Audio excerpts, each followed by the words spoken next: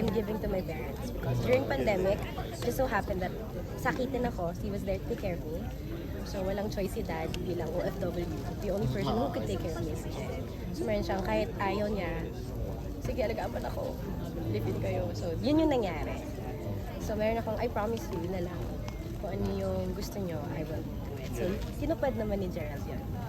Kasal yun na lang. Maganda pag siya sumasagot. Hindi ko rin alam. Pag ikaw kasi kausap ko, nag-iiba yung ugali. Klaro, malinaw. Tsaka parang decente yung pagkakakwet. Oo, bakit pag Kung may 3 times a day daw na nangyayari. Kimchi? Nakikimchi. Hindi niya na kaya yung Ay! Gago. Laglag ako. Malaking drawing pala ito. Joke lang, joke lang. Galing sumagot. Nilaglag Joke ako. lang naman. Pero excited. Kayong dalawa. Opo. Fully pages. Ah. Oh, ano pa po? Yun na po? Hindi kasi siya, gusto niya makasama sila Dennis, Alden, sa wedding na yun. Si Marian of course. Ikaw ba meron kang mga stars na gusto mong makita sa wedding? Si Ate Dimples wala na siyang choice. Ngayon, iimbitahin niya si Isa. Hindi, charot lang. Ako, ano oo naman. Pero kami, we're grateful na yung mga nakaka-work namin, nagiging friends kasi namin. Kasi nga, siguro, lahat naman friends namin, kayo nga kachika namin. So ganoon kasi kami. So, meron kami na, as much as possible, we want our friends to be there. Artista man o hindi. But, of course, most definitely, most of the friends who's gonna be there are the people who were with us from the beginning. Theater people. So, Okay. so karamihan ay from theater talaga. Big wedding.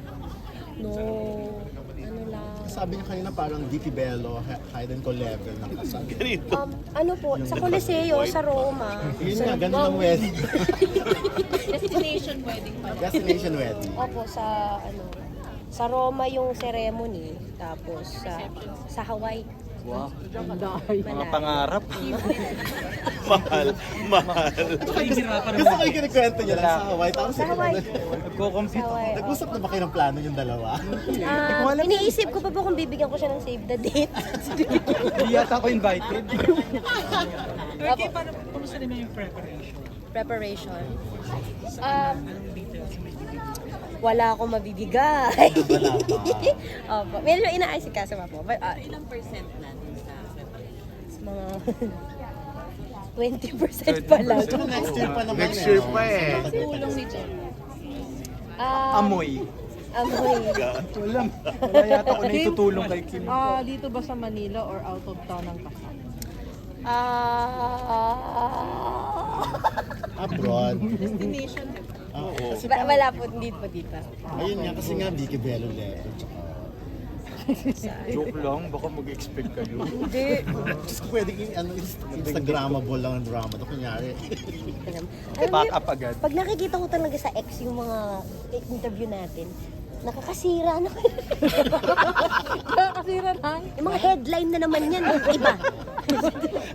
Lalo na yung mga sinabi Pero niya. yun talaga ang dream wedding mo, Kim. Destination.